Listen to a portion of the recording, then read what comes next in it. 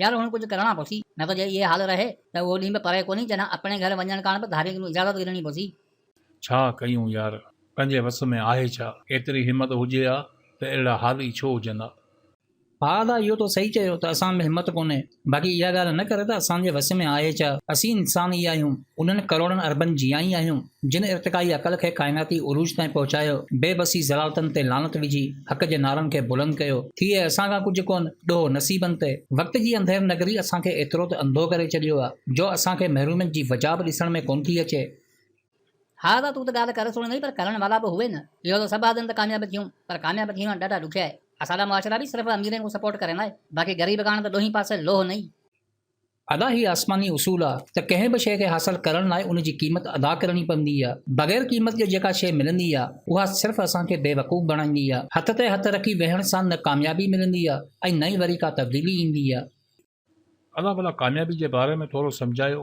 अहिड़े मुआशिरे में जिते हर शइ जी महरूमी हुजे, छा उते कामयाबु थी सघिजे थो?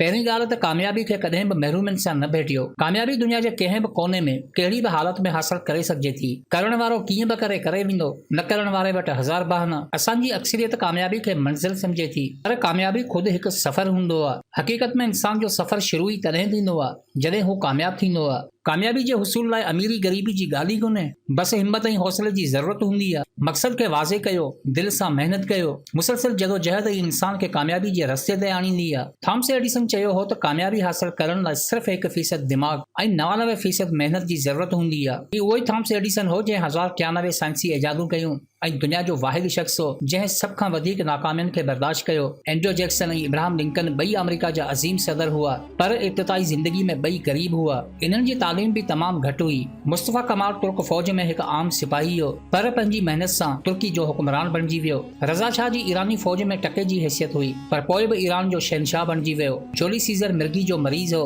पोइ बि अधु दुनिया फ़तेह करे वियो। डेमास्थेनस बातो हो, पर पोइ बि क़दीम यूनानी तारीख़ में हिकु आला हैसियत रखे थो। केंट 70 सालनि जी उमिरि में पंहिंजे अज़ीम फ़लसफ़े खे तहरीर कयो। अज़ीम फ्रांसीसी मुसवर मोनेट 80 सालनि जी उमिरि में पंहिंजी शानदार तस्वीर ठाहे रहियो हो। वान हेबोलेट पंहिंजी मशहूर किताब कोस्मोस जो आगाज़ 70 सालनि जी उमिरि में कयो ऐं 90 सालनि जी उमिरि में उनखे मुकमल कयो। तारीख़ में दिलचस्पी रखो था त ही तव्हांखे ख़बर हूंदी त गोंटे पंहिंजी मशहूर किताब फास्ट जो ॿियो हिसो 80 सालनि जी उमिरि में तहरीर कयो। विक्टर ह्यूगो पंहिंजी तख़लीक़ टार्गुमेंट 80 सालनि जी उमिरि में तहरीर कई। अदा महरूमनि जी ॻाल्हि कयो था न, लाफानी धुननि जो मालिक यथवन कननि खां बोड़ो हो। मिल्टन पंहिंजी अज़ीम तसनीफ़ जन्नत गम गुश्ता उन वक़्तु तहरीर कई जॾहिं हू मुकम्मल अखियुनि खां अंधो थी चुको हो।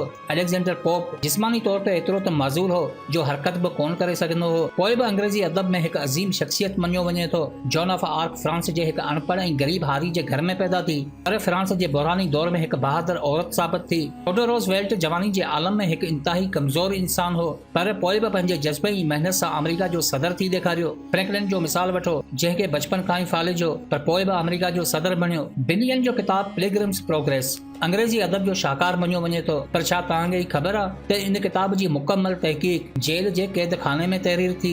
रॉबर्ट लुइस हमेशा मुख़्तलिफ़ बीमारियुनि में मुब्तला रहियो, पर पोइ बि अंग्रेज़ी अदब में नए नस्ल लाइ खज़ानो साबित थियो। ईअं नाहे जो इन्हनि बसि कोशिश कई ऐं कामयाबु थी विया। इन्हनि जी कामयाबी पुठियां हज़ारे नाकामियूं लिकियल आहिनि। अंग्रेज़ी अदब जी मशहूर कहावत आहे त कामयाबी जी हर दास्तान नाकामी जी अज़ीम कहानी हूंदी आहे। कुझु करणु चाहियो था, समाज में बहितरी चाहियो था, त जवाब जी तलाश छॾे ज़हन में सवाल पैदा कयो। कैमरून जी कहावत आहे त जेको सवाल करे थो उहो ई जवाब हासिल करे थो। अकल खे सोच ते आणियो, ज़हन खे खोज ते आणियो, समाज में सवाल जो रुझान पैदा कयो। 73 सालनि खां सिर्फ़ जवाबनि जो इंतज़ार हले पियो, छो त सवाल करणो ई नाहे। कॾहिं इन ते गौर फ़िक्र करे असां सवाल कयो आहे त हिते करप्शन छो आहे, लूटमार बेईमानी ज़ुल्म नाइंसाफ़ी छो आहे, धोखो फ्रॉड छो आहे, गुंडनि बदमाशनि जो राज छो आहे, बुनियाद परस्त रिज्जत पसंद ऐं कलामत पसंद जी बादशाहत छो आहे, महरूमनि जी हवा सिर्फ़ ग़रीब जी झोली में छो आहे, तरक़ी पसंद सेक्युलरिज़म ऐं रोशन ख़याली कुफर जे ज़िम्मे छो आहे, दहशतगर्दी बदअमनी छो आहे, इंतहा पसंदी जी बादशाहत छो आहे। होटलनि ते वेही मुमताज़ मौलाई जा कलाम ॿुधण सां जेकॾहिं क़ौम तरक़ी जी राह ते हले हा त असांजो उरूज जलाल चांडियो जे दौर में ई अची वञे हा। ज़िंदगी जीअण ऐं गुज़ारण में फ़र्क़ु हूंदो आहे। यादि रखो त इंसान जीअंदो आहे, जानवर गुज़ारींदो आहे। इन जदीद दौर में बि असां जानवरनि जी ज़िंदगी गुज़ारियूं पिया। 8 फुट जा कद निराड़ ते टोपी ऐं ठूंठ नतीजे जा शाहपर कहिड़े कम जा, जॾहिं त क़ौम जो 70% हिसो जहालत जी ऊंधा में गर्क।